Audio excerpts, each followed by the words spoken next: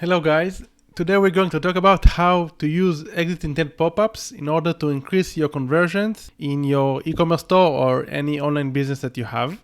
Exit intent pop-ups are basically elements, iframe elements that pop up in the desktop or in the mobile view whenever a customer is about to leave your website. So I'll show you an example. This is a spammy example from a ClickBank offer. Check this out.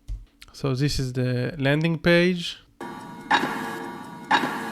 By the way, if you're not constantly looking at different ClickBank's offer, I highly suggest taking a look at them because these guys know conversion rates. But anyway, exit intent pop-up, here's an example. As soon as I went here to the back bar, I got this pop-up saying, hold on, don't leave this page.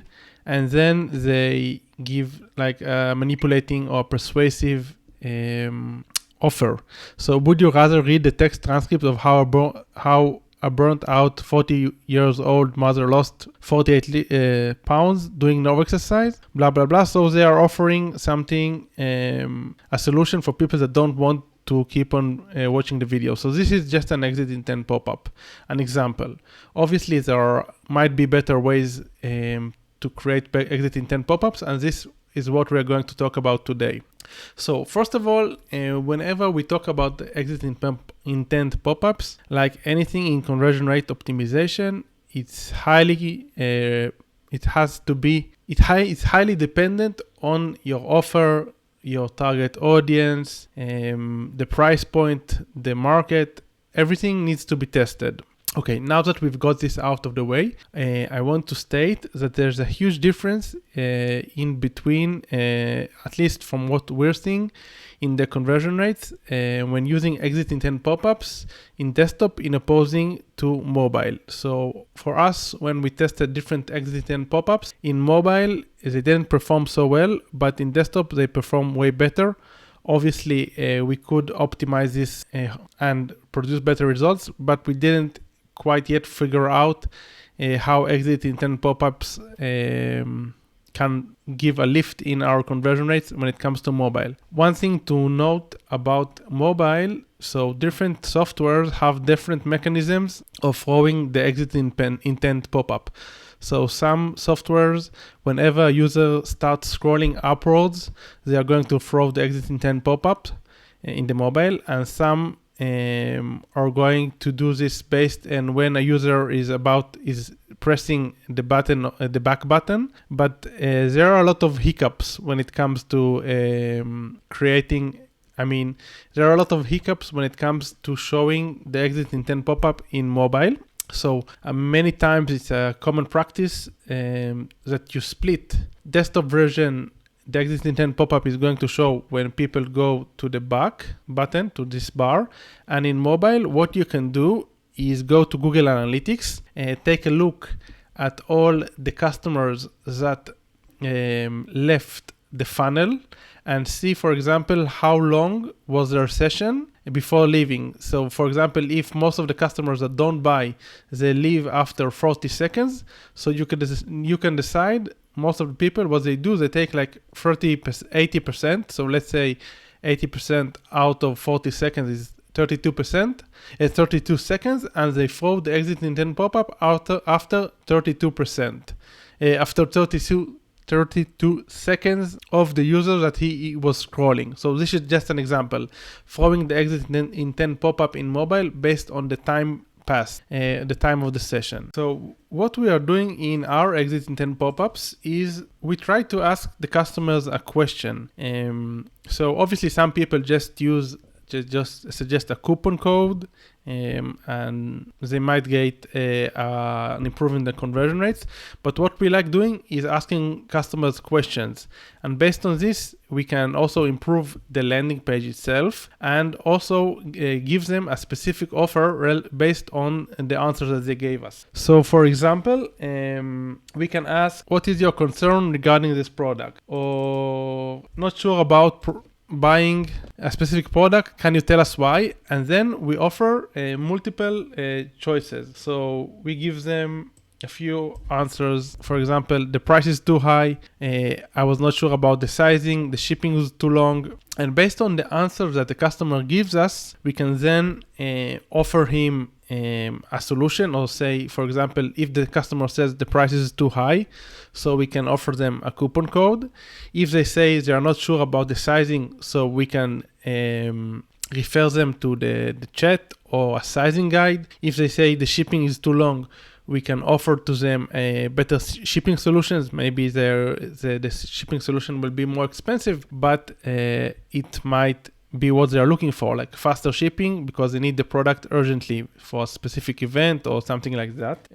But based on their concerns, we can start emailing them. So after we got their email and we know their concerns, we can start addressing their concerns in the email. So customers who says that the price is too high, we can send them on a daily basis like 5 emails that are talking about the value of the product and how affordable it is when comparing to alternatives. So let's say I like taking the posture corrector as an example. So assuming a customer decided that he landed on the page of the posture corrector and then he went to the exit, he wanted to exit the page, and then we showed to him the exit intent pop-up and he said the price is too high. So the day afterwards, we can send him an email and we can say, hi, we noticed that you showed interest in buying a posture corrector, give them some content about a posture corrector,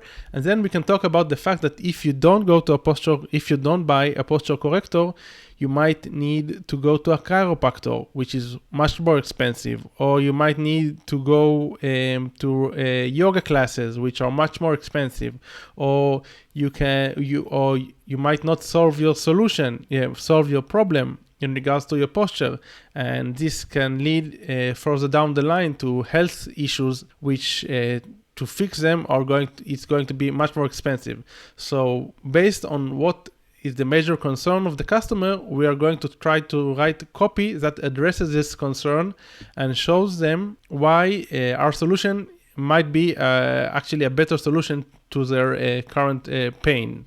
Another thing that is very interesting, so obviously I told you how we are going to manage each person's concerns and how we are going to segment our potential customers, but every week or two, based on the traffic that you're getting, I suggest that you analyze the number of answers that you got. So let's say many people are saying the price is too high.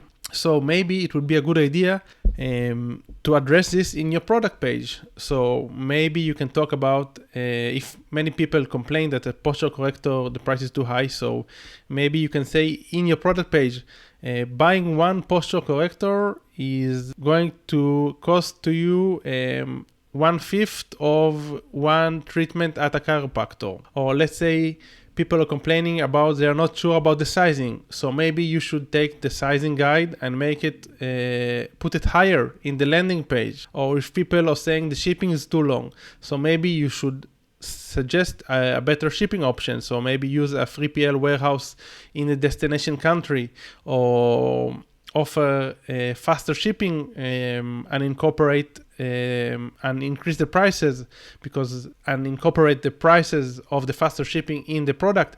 So what I'm saying is basically if you have a lot of customers leaving your funnel because of a certain reason, you should try to address this reason and try to improve your offer based on these concerns. Now, a few tactical notes about exit intent pop-ups. So first of all, exit intent pop-up, they look kind of spammy.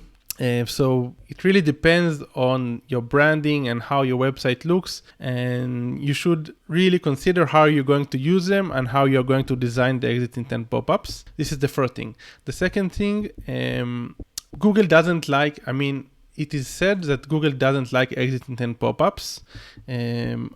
So this is something that should be taken into consideration. For us, since we are not double downing on SEO and we rely more on paid ads, I don't feel that this is something that we should neglect, because at the end of the day, the exit intent pop-up, they do produce a good lift in conversions. But if you're focused on SEO and building a long-term brand, you should keep in mind that exit intent pop-ups, it is said that Google doesn't like this because it kind of reduces, kind of harms the customer experience. What else? I don't suggest leaving an open field in the exit intent pop-up. I suggest offering multiple choices. And then when you send emails to the customers, and if you get idea of different concerns that they have, you can add this as a choice to the exit intent pop-up form. But don't leave it blank, because when we tested this out and we left like a blank bar to people to share their concerns, so people were, it created too much friction, and people just didn't want to write in, and they just left without even giving an answer. So we want to give them easy choices and not create too much friction, because at the end of the day, we want them to leave their email and answer the question. And we are using in our Shopify and WooCommerce stores, we are using Klaviyo, which is integrated, which is the email service software that we are using. But obviously there are a lot of other options that you can use. As exit intent pop-up also can be split tested using different tools. What we do using Klaviyo, so we are creating, for example, 2 forms. We duplicate the product page, and then we set the one form to show in one page and the other form to show in the other page. And then we use Google Optimize to redirect the traffic, and we see if there is a lift in the conversion based on depending on the page, and then we can assume that it is related to the specific form. Obviously, you can also take a look in the data in Klaviyo of the form themselves. I mean, how many people saw the form and how many people filled the form, but this is not such a crucial KPI, so I don't suggest diving too deep into analyzing the data of the form submission unless it's important for you. I mean, in regards to the money that it generates. But we like, as I said, just creating, if we want to split test the form, we just create 2 different pages, and we set each exit intent pop-up to show in a different page, and then we see the results that were generated based on each page. I'm just taking a look at my notes here if there's anything I forgot to address. I don't think so. Here's just an example of something that I did. This is a Facebook post that I did like a year ago, and I showed an example of the form.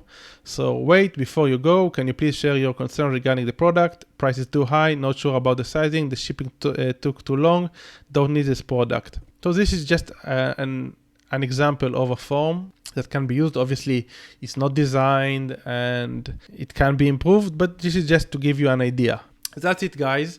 I know it might sound complicated. I mean, creating the segments and creating the exit form, but it's not that complicated, to be honest. And it can give you a lot of data and better understanding about your customers, and also lift your conversion rates. So I highly recommend that you start playing around with exit intent pop-ups, especially if you have a lot of customers in the desktop version.